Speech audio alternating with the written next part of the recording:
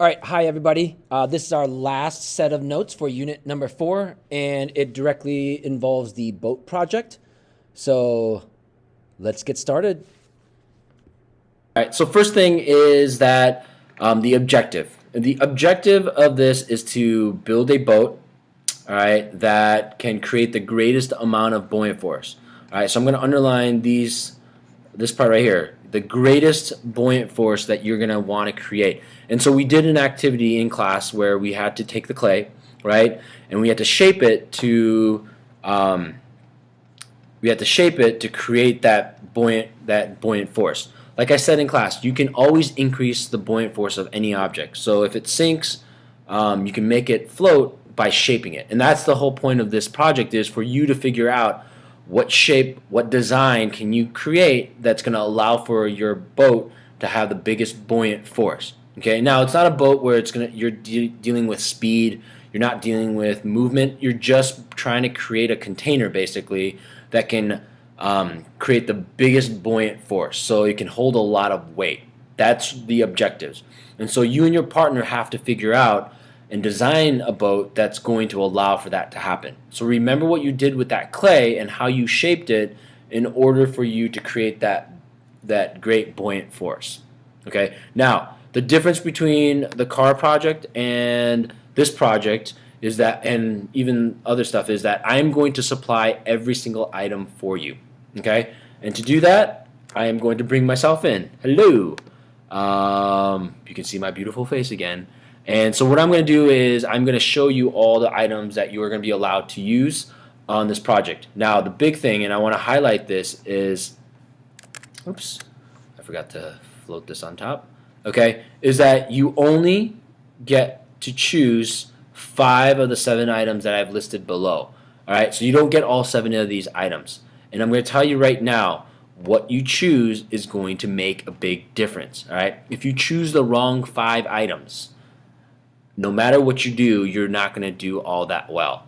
All right. However, if you choose the right items, you can do really, really well in this. There's a couple items that you have to get, and if you don't choose those correctly, it's going to negatively impact your ability to make a very good boat. All right. So you want to think about, if I'm designing an object with a great amount of buoyant force, what items do I want to choose? All right, so let's go down the list. So the first one is cardstock.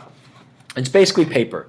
It's just a thick piece of paper that is this size. It's just like basically paper size. It's just a little bit thicker than regular. It's kind of like a manila folder like feeling to it, okay? 120 centimeters of duct tape. All right, the duct tape that I'm going to give you guys is going to be gray, but basically the same idea, 120 centimeters, so 1.2 meters of it. A 30 by 45 centimeter aluminum foil, so basically something that comes out of this. I believe the one that I'm going to give you is the heavy duty type, so it's going to withstand a little bit more, so it won't rip as easily. Your fourth choice is bendy straws, so you'll get 4 of these though, okay, as you're going through, just like your normal straws. Then our 355 milliliter styrofoam bowl, just like a regular styrofoam bowl that you know if you ever go camping or something like that, you eat your cereal out of, okay. And a 266 milliliter paper cup that you can use. All right, it looks something like this. Hello, hello, hello. All right. So, and then last item is your Ziploc sandwich bag. Okay, so these are just all the items that you can choose from. And again, most of these items are waterproof. I believe the only thing that's not like super waterproof, it's because it's paper-based, right? So if it's paper-based, it's going to get wet, it's going to get ruined. But everything else that I've given you is pretty much waterproof. All right, duct tape is pretty waterproof as well, but it will lose its stickiness if you don't stick it on right in water. But everything else is going to be waterproof. And again, the idea is you need to figure out which 5 items that you need to choose that's going to best benefit your ability to create the largest buoyant force, okay, as you're going through. So let's go over some of the rules now to this. All right, go away. All right, and you can say bye to me as well. So say bye. Bye. All right. Oh, and then I'm gonna get rid of this guy. Go away. All right. So anyway, so here's some of the rules and regulations that you need to understand. All right. Now, of the 5 out of the 7 items that you get, you do not have to use all of the items. Okay. If you only want to use some of it, so for example, let's say you get 120 centimeters of duct tape, you don't have to use all 120 centimeters of the duct tape. You can easily just use only 100, whatever it is. You don't even have to choose 5 items. If you want to only go with 3 items, you can absolutely go with 3 items. Okay. Now the other thing too, I forgot to mention this, and I should go back to this as you're going through. My suggestion to you is this: because I'm only going to give you one set of these items. It's not like you get multiple items. So if you break one, you don't get another one. Okay. What I would suggest is if you want to do some rapid prototyping, all right, bring in these items from your house. All right. A lot of you guys already have your own aluminum foil. A lot of you guys have paper. You can just substitute paper for cardstock. It's not a big deal.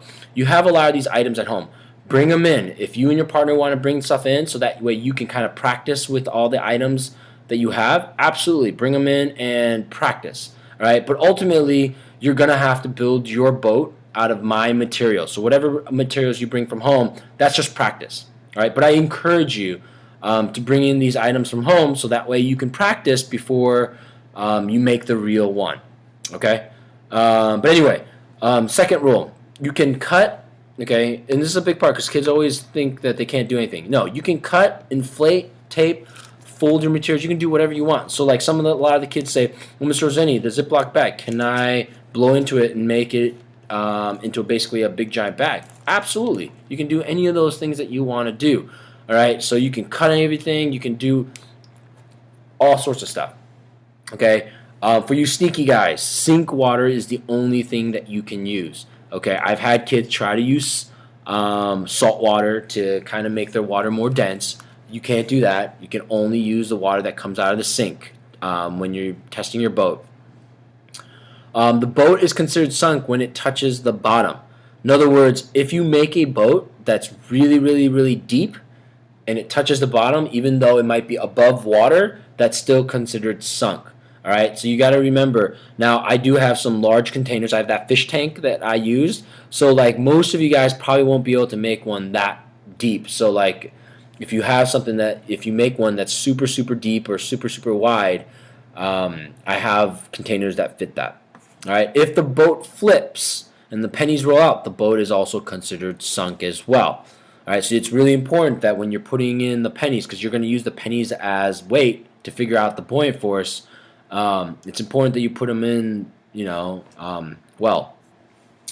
You cannot latch. So this is another one of you tricksters, okay? You cannot latch anything to the side of the container. I've had kids who try to put like little arms on the side of the container to hold up the boat. You can't do that, all right? So it has to be free floating, all right? Now if your boat kind of like starts moving and it bumps into the side, that's fine. As long as the container doesn't help you keep the boat floating.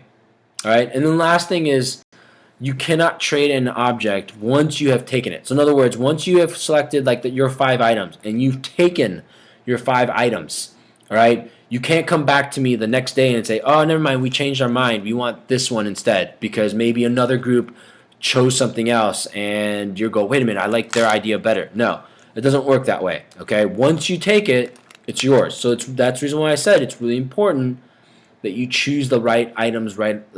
And you're confident that you chose those right items. And that's where sometimes doing the rapid prototyping and doing all those things help, so that way you can figure out which items are the ones you should use.